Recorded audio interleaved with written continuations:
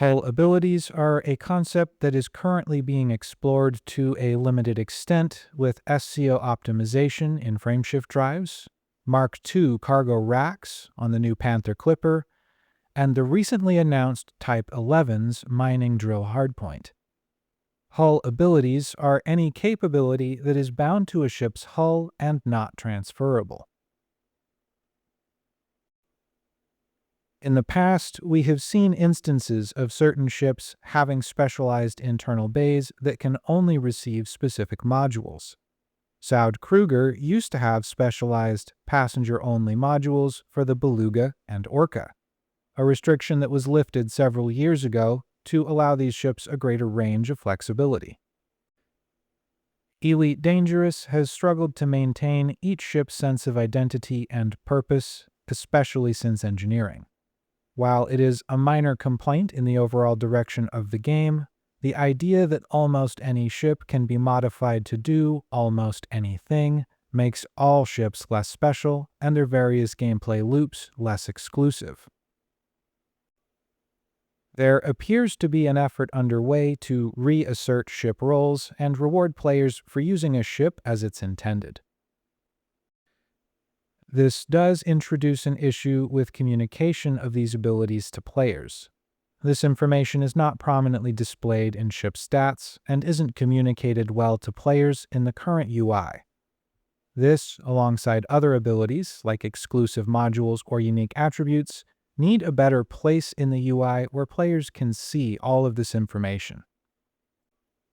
This video will detail changes to the UI that I believe will help in this regard, and then speculate on how these changes can facilitate an expansion of these unique attributes. The goal is to better communicate features and abilities of a ship to players in the outfitting screen and provide a foundation for additional abilities or features to be added to all ships as needed going forward. The outfitting screen is modular by design and has been arranged so that additional information or functions can be added easily. To better communicate hull stats and abilities, there should be a dedicated hull tab. The tab's primary function will be informational, but this structure does leave open the possibility of changing or adjusting options on it in the future. The Hull tab shows details about special abilities or modifications that are available on this hull, where each ability appears as if it were a module but cannot be installed or removed. Hull abilities should underline the role that a given ship was designed to fill. These abilities should avoid naked debuffs for tasks outside the purpose of a ship and instead focus on reward or incentive systems. For example, SCO optimization would appear on this list as an ability if the hull supports it, but would appear grayed out if the ship doesn't have an SCO drive equipped. The stat card for this ability would contain an explanation of the ability and what is required to enable it if currently disabled. Likewise, a hull ability that allows use of an exclusive or specialized module will appear grayed out if that module is not currently installed. Some common hull abilities would include Planetary Approach Suite. This ship is able to land on planetary outposts, settlements, and open ground. It would be active if pilots have the horizon expansion and grayed out if they don't. It could provide the option to purchase the expansion with arcs in-game on the stat card. Luxury Cabin Optimized. This ship can equip specialized Sidewinder luxury cabins. The stat card for this hull ability would indicate which or how many optional internals can use this module. Mark II Cargo Optimized. This ship can equip Mark II expanded cargo racks. The stat card for this hull ability would indicate which or how many optional internals can use this module. Integrated Discovery Scanner. This ship is equipped with a Discovery Scanner for basic system exploration. Integrated Colonization Suite.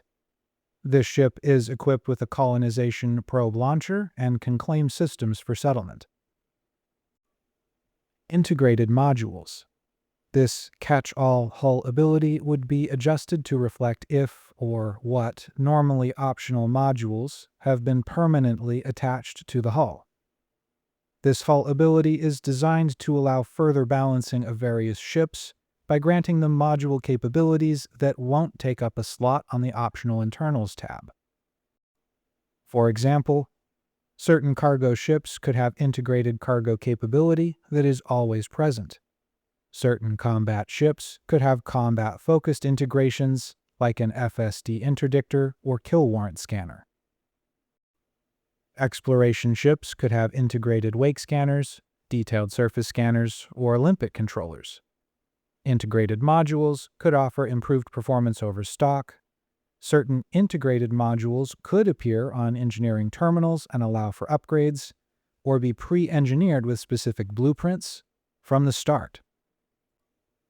In these cases, the integrated module would appear on the Hull tab and be interactable in a manner similar to the modules on an Optional or Core Internals tab, with the exception that they couldn't be replaced with anything, only upgraded within their specific element or disabled. To better illustrate this point, I want to give a few examples of hull abilities that could be specialized to one or more ships based on their intended use, or to address various weaknesses that have prevented them from being more widely used. I would like to remind the viewer that this is a speculative exercise in game design meant to spur conversation and potentially inspire changes to the game in the future. Treat this as an exercise in game design for fun, and feel free to leave your ideas for hull abilities on a given ship in the comments below. Type 10 Defender. This ship has been in need of some serious love from the dev team, as its weaknesses currently far outweigh its strengths in many situations. Some of this has to do with the lack of objectives to defend, but much of it has to do with the platform's dependence on turrets, which have extensive issues of their own. Hull abilities that could address this issue would be Enhanced Fire Control. Turrets and gimbaled weapons experience no wobble and track targets more quickly. Hardpoint Power Booster.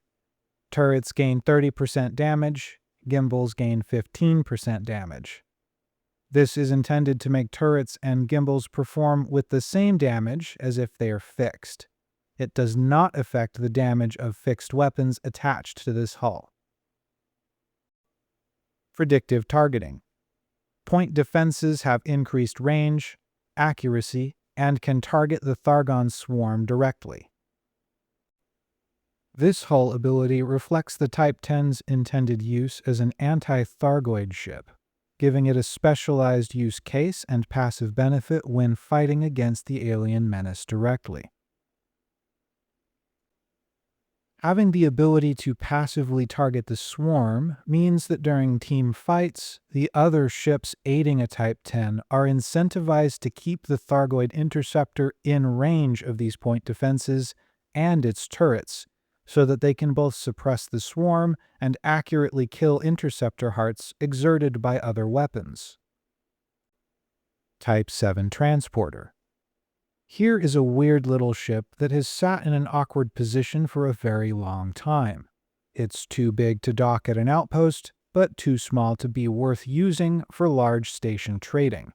While it's good at carrying passengers, for all other applications, players are advised to use different trade ships.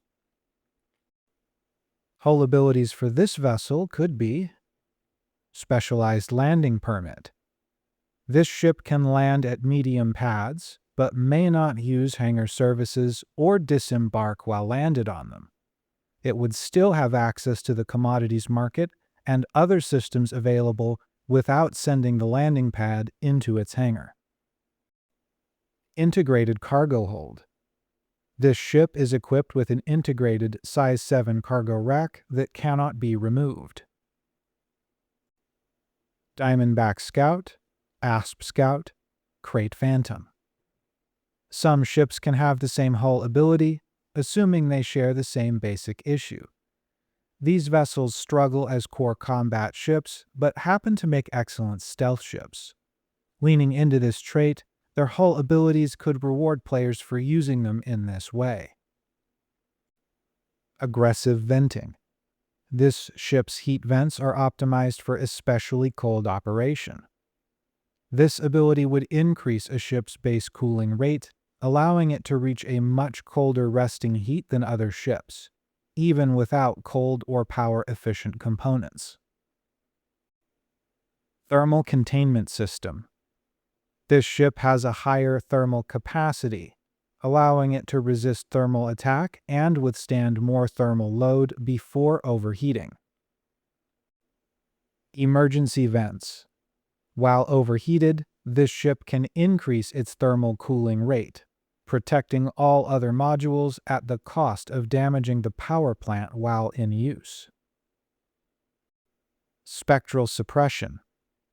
While silent running, this ship will not appear on night vision systems. The goal of these abilities is to further reward players for choosing low heat components. A ship's resting heat tends to be around 30%. This is because ship heat vents don't normally open fully until 66% heat. This ability would cause a ship's heat vents to fully open at a lower percentage threshold, allowing it to idle at a much lower resting heat. These abilities would also allow a stealth ship to silent run for longer, unloading bursts of high damage into a target, quickly dispersing any heat generated during an attack, and then enter a stealthy condition again. It also makes these ships more capable of using high-heat weaponry common to PvP, like the plasma accelerator and railgun. Keelback. I have not seen this ship get much attention since it was nicknamed the Ouch Potato by Yamix several years ago. It has a unique aesthetic and combat focus, but lacks the damage and staying power of other medium ships. It's the first ship players can access with the ability to deploy a ship-launched fighter. But this ability is often bypassed for more cargo capacity or defensive ability. This feels like the kind of ship a scavenger might choose, and has a rugged, scrappy aesthetic that feels good as a salvage ship. Hull abilities for this craft could be Rapid Fabricator. This ship can assemble snub fighters at an increased rate.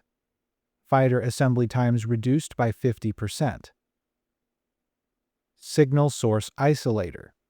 This ship has an increased chance to detect rare signal sources. Sidewinder and ship-launched fighters. The Sidewinder was originally used as a ship-launched fighter in the lore, but happened to be large enough that it was adapted to use frameshift drives when they became available. For this reason, it makes sense for the Sidewinder and ship-launched fighters to share a hull ability. Low profile. This ship is especially difficult for gimbals and turrets to target while maneuvering.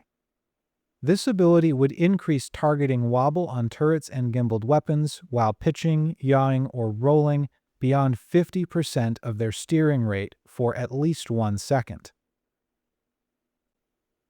This effect would negate the benefits of enhanced turret targeting on all other ships, behaving like chaff when ships are maneuvering, but providing less targeting disruption than a chaff dispenser. This would not work against missiles, creating an incentive to equip and use missiles as a direct counter to tiny ships. The idea behind this perk is to make players more survivable without giving them more armor. Ship-launched fighters are considered mostly irrelevant because of their damage limitations and relative fragility. These ships are the subject of a dedicated ideal feature video of their own, being in need of a lot of adjustments. Gimbaled and turreted weapons make short work of these tiny craft without a chaff dispenser. The hard counter here would be to use missiles, which ignore the low-profile effect entirely. Hauler. The most basic and tame cargo ship in the galaxy, most people use it as a quick jumping taxi or a throwaway meme. It's unremarkable in almost every regard, but this attribute can make it very easy to slip unnoticed into and out of starports. Its hull abilities could play this attribute up a lot more. Plain sight. This ship is much less likely to be scanned by security forces when flying under the speed limit in normal space. Subtle cruise. This ship is less likely to be interdicted by all pirates and security forces in supercruise. Adder. Basically an upgraded hauler with more cargo and weapons. The Adder's hull abilities promote a similar mentality for starports, but with additional resistance to piracy. Plain sight. This ship is less likely to be scanned by security forces when flying under the speed limit. Cargo system firewall. This ship's cargo hatch takes longer to force open and resists malfunction from damage. Imperial Courier. Touted as the best messenger and rapid transport ship in the game, the Courier's combat ability takes a back seat to its speed and shielding. Its hull abilities should reflect this. Cruise Baffler. This ship is less detectable and less visible while in supercruise. Low Wake Accelerator. This ship accelerates and decelerates faster while in supercruise. Note that this would be a separate ability from Supercruise Overcharge and would not affect overcharge performance. These are some basic examples of how hull abilities could work. I have deliberately avoided some of the more popular ships because there will be strong opinions about them that I want to hear. Let me know in the comments what hull abilities you would want on each ship. Good hull abilities emphasize a ship's strengths or address a specific weakness in a nuanced way. I'm interested to see how this idea is received and if members of the community agree with it or not. I think it could improve the game, but I could also be wrong.